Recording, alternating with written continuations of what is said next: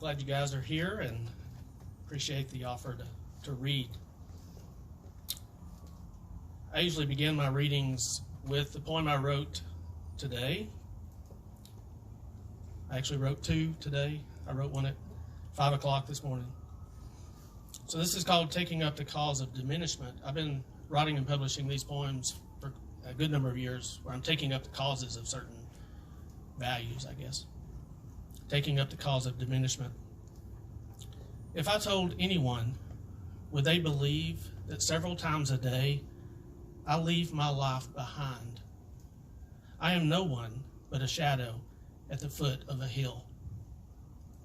Sometimes benevolence, too, can become a crushing weight.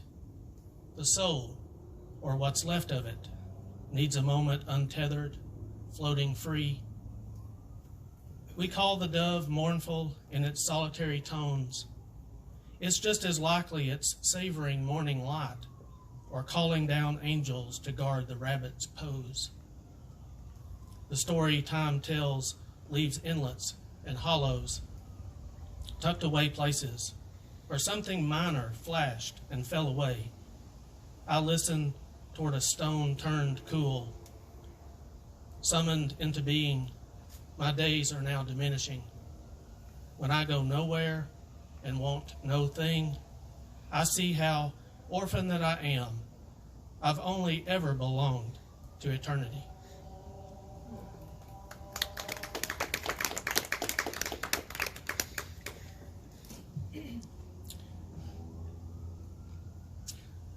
So anytime I'm somewhere, I always think of it as the only place. So we're here, this is the only place. Except I wrote this poem in Cumberland Gap at a coffee shop that sits beside a stream there. If anybody knows where this is. Gap Creek Coffee House. This only place. This easy weightlessness along the earth I owe to having heard the heron's wings the moment it alighted, then decided otherwise and lifted off. Of what's behind a revelation, can a mind conceive? Ankle deep I stand inside a mountain stream, content this only place may be the widest view I'm given. Like the light that teems to touch along the trunk, bent out above the morning cove, I trust my imperfections make a story just as true. How can we know that what we know is not just smoke above a neighbor's ridge and gone on wind no trembling tree can hold? Maybe I'm prodigal and don't know yet my fortunes squandered. I choose a mulberry the birds have not yet found. Its stain I hide, I hold against my palm.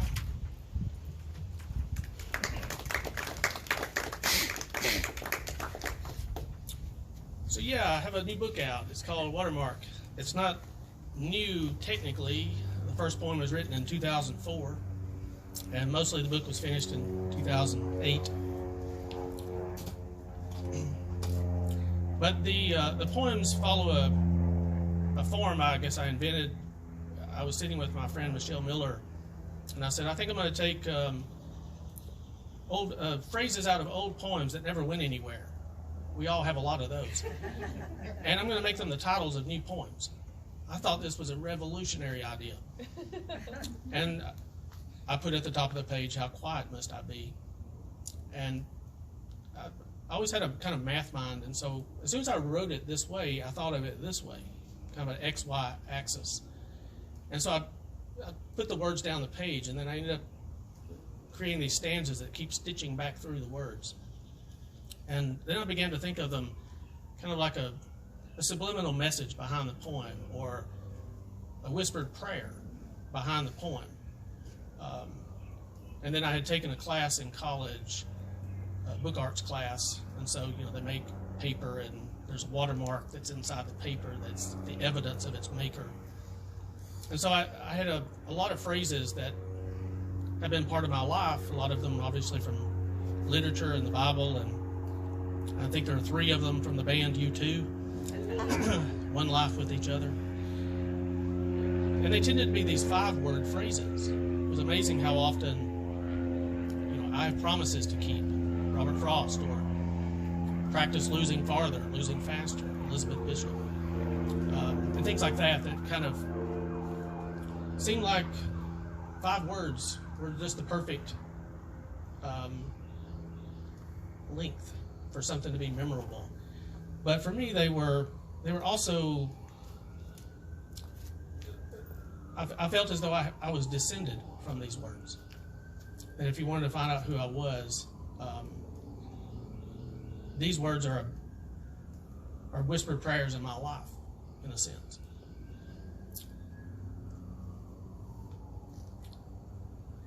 So this one's practice losing farther, losing faster. And you'd have to see this on the page to see the phrase down the left-hand margin. The title is surrounded by vast silence and time. Practice doesn't make perfect if what one is after is the shape of thought, how it shimmers and stretches and cannot lie still.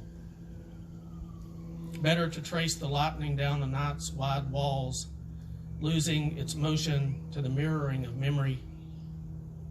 Pointless, I suppose. Absurd as a daisy on the day of one's death. Maybe, maybe not. Yet always there's this self that wants to go farther, deeper, truer, a few steps out past the edge of itself to see what, if anything, will hold it aloft. Maybe nothing will, only the sense that one is losing a voice that might have mattered once, on a day whose importance has likewise fallen away. Something in the way a prayer begins earnestly, imploringly, only to move faster and faster through the vast silence surrounding it, until time and its timelessness begin to encroach, gathering the words, touching all sides, and letting them fall away.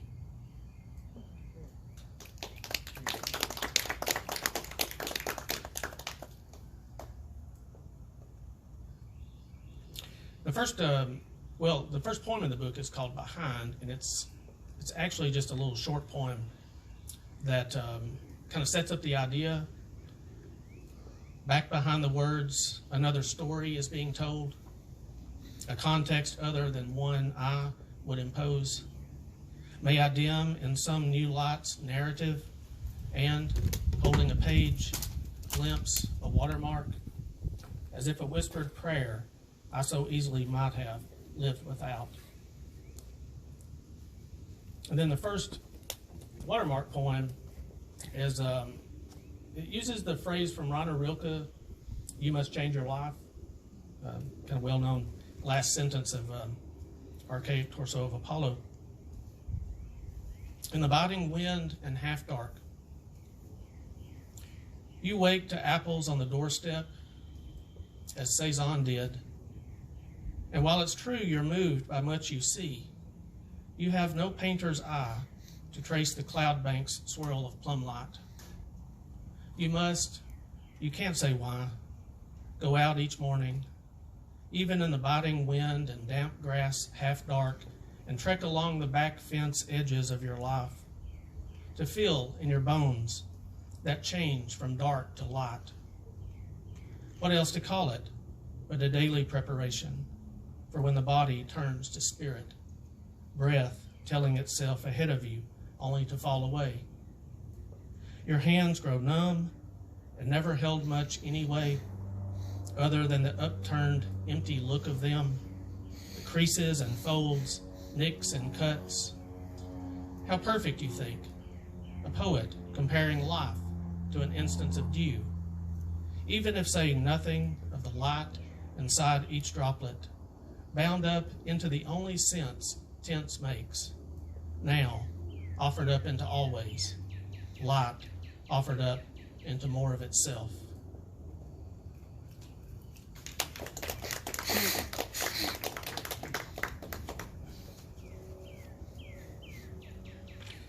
And this one is from Jail for Proof Rock. Y'all know that poem by Eliot? Although it's not a 5-word phrase, it's towards some overwhelming question. Oh, do not ask, what is it? Yeah. Well, I wouldn't ask. But that's probably important to the poem. To begin, toward some shape of sense emerging, some newness, this small self begins. Self of what next, self of lean into this aching ache to know how, when, why, not knowing exactly how or when or why. Some claim everything in the universe is the only size possible, held forth and held together by laws I sometimes think I understand and then as quickly lose. And the fact a person ever exists at all is overwhelming in implications, statistically almost impossible.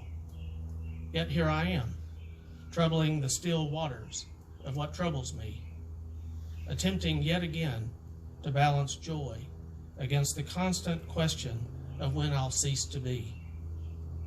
Small question, I know, and really beside the point, since simply being here astounds me, though I make no disturbance, though my questions turn to awe.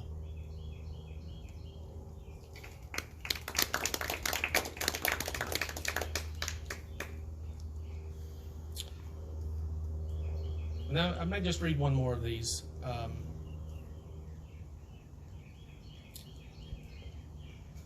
There are a couple of them by Emily Dickinson. I'm Nobody, Who Are You? And this one is Faith is a Fine Invention, if you're familiar with that poem. So this is called Fine Distinction.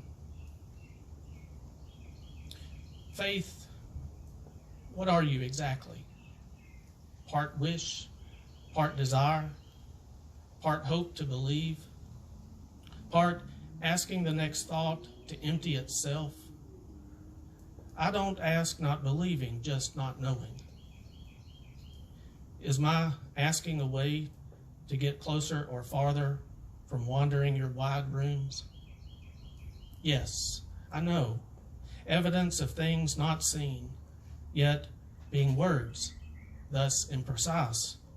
A phrase is only a small light aimed ahead, though the walk is long, dark and deep, as one man said, and perhaps along a ledge without assistance.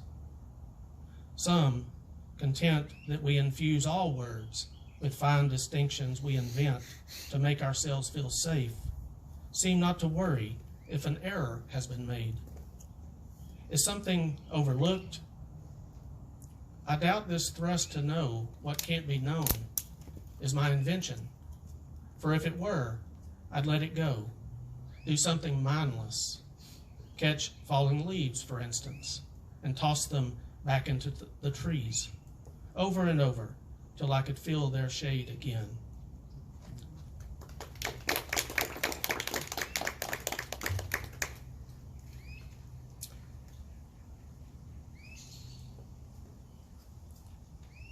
And I was thinking about, well, actually, as I was reading that poem, the idea of a phrase being a small light ahead, which is really what all these phrases are in the book. They aim a light for me to follow.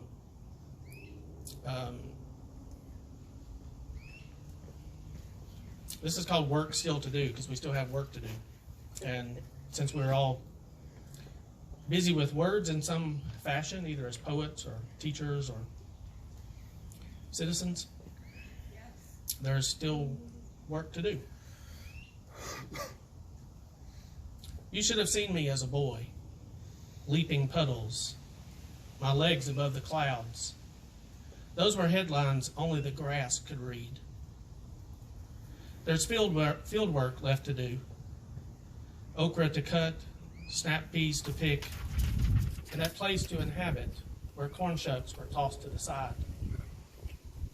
Main Street is all uphill anymore, full of kudzu and talk of maple leaves that blew the years away. The sermons were lost too when the prodigal son took off again. September feels like resistance, but October is quietly giving in. The radios told us decades ago to walk across pastures and not to turn back. In the night, vandals overturned the headstones others placed flowers against. I wonder tonight what the innkeeper will say. A wind so cold, no stable in sight.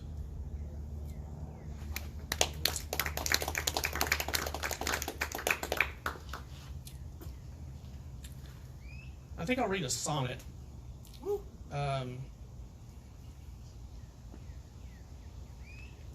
It's called A Simple Point. Once talk became a way of sizing up another's spiritual condition. Once a word or phrase had countless implications, too many really, to decide how best to make a simple point. Once nothing said could find a sympathetic ear. I walked outside into the leaf-anointed air to wander calmly in my dereliction, pardoned by moonlight glinting off barbed wire along the back fence row, where cattle lowing reminded me how Papa calling out could bring the herd toward him. I grabbed the fence, familiar leg kick up and over, mute, drawn back. I walked old paths, born again.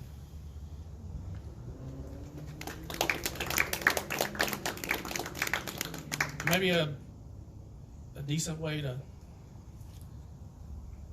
end this reading, of my part of it at least, will be with the other poem I wrote today. So I've got a whole series of poems with titles. There are lots of words we don't have words for. And so I have these titles, a word that means some kind of idea that we don't have a word for that. So this is a word that means each moment's benediction. One crow, then another, flies low along the grass, newly mown. An omen or amen I cannot glean. Mine is such a spindly mind, tossed about by wind. Daily soliloquies announce themselves from every tree and field, from stem and hollow. And I, poor listener, easily distracted, am their only audience. In the fullness of time, one gesture may come to be a miracle. One word, a sanctuary, begun in the heart of one and then entered by another. Let's say into each soul when born, God whispers a secret, his own prayer. And ever afterwards, each of us is trying to piece together those words. I've learned, if anything, to hear each moment's benediction. The mind learns to grieve, but also to rejoice in the loss of itself, the healings that must follow.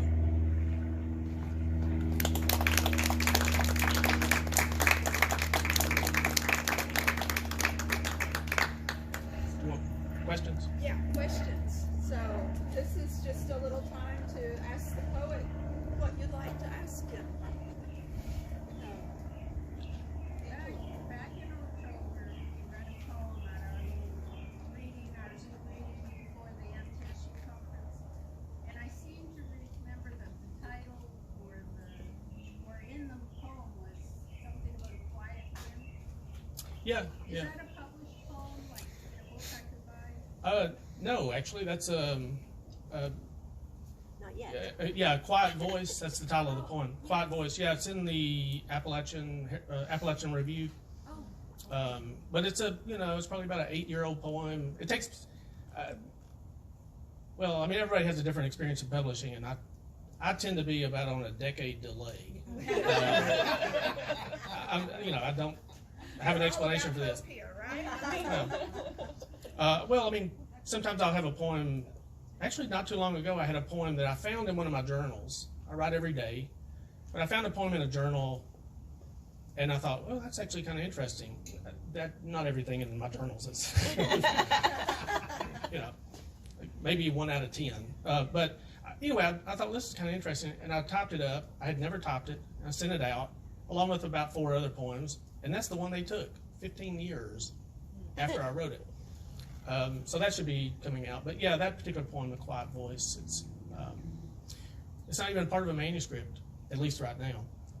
So, But I could find it in that. or just send me an email and I'll send you the poem. Okay, because it really touched me. Oh, good. Thanks. Yeah, thank you.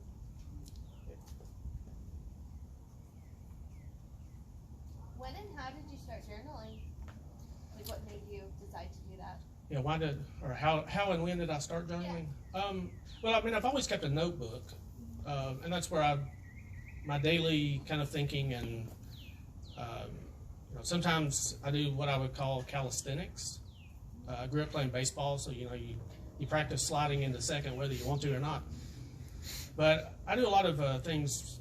Okay, I'm going to take 5 minutes and write a bunch of titles, or just images, aphorisms. Let me just see how many aphorisms I can write. Or let me just imagine the openings of poems. I'm not going to commit to anything right now. I'm just going to see how many I can generate. I think this is partly because I teach at a community college and I have 5 classes a semester, which is ridiculous. But I'm 28 years in. So I just have to kind of fit my own writing, mostly at 5 o'clock in the morning, but throughout the day, if I have some kind of little snippet of something, I'll jot it down. So I just feel like it's a place where I'm collecting things. And I've made this comment so often, it's ad nauseum, but you're writing for now and you're writing for later.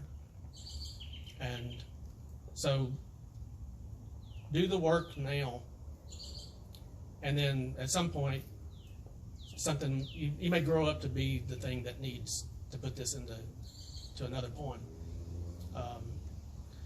And I think if I ever had anything, it wasn't talent. it was a work ethic. And so I've always had a work ethic, and the journal for me is just a way of keeping track. I know you guys have probably heard this, but the average person has something like 10,000 thoughts a day. And I would imagine that some of those it doesn't matter who you are. Some of those are really brilliant. Some of them are throwaway. Some of them are hilarious. Some of them are insightful, you know. And some of them are deeply troubling. And some of you should be embarrassed.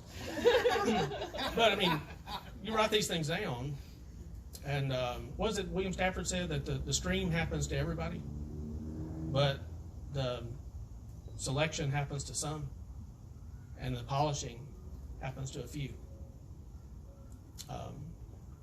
I'd like to be all 3 of those, if possible. Jeff, because you write so much, do you have any kind of set way for going back into your older journals and then saying, oh, this is, of course you have a really good memory, I think, of what you write too, right? Yeah, I guess I have some kind of memory, but yeah, I've been accused of being like Reed. You got one of those Reed minds, like Criminal Minds? No, I don't. I really don't. But the Greek poet Yanis Ritsos is one that I read a lot in graduate school when I discovered him. And, he tended to write daily as well, but usually the next month he circled back. And so he was always writing new things, but then revising old things. And I think that's been something like what I've done. Now sometimes I go way back and find something and revise it, but also, and I don't send out to journals as much as I used to, but that was always another part of the process of revision, because once you're going to send something, in my case, it's been rejected 18 times, for whatever. I'm always tweaking and revising and thinking about making something better or stronger, and then sometimes I don't know how to do that, but it just seems to click for me, and so I send it out and it comes back again. So anyway, that's why there's the 10-year delay. But that's probably normal, I guess. Somebody else had a question? Yeah. When you say you've always kept a journal, literally how early did that start? I mean, nobody's keeping a journal at first grade, I don't think. No, not from the first grade, but probably 9th or 10th grade I was already kind of doing things, but not daily. And then college became a more daily kind of thing. So 18, 19, around that age. And definitely by the time I was into my job, let's say a 24, 25-year-old, it was almost a discipline at that point. Well, someone could call it a discipline or an obsession, an unhealthy obsession. But I mean, my journal is, like these poems I read today, this is my current journal. I tend to do different sizes as well. I think that, has something to do with the shape of the poem. Don't look at me that way.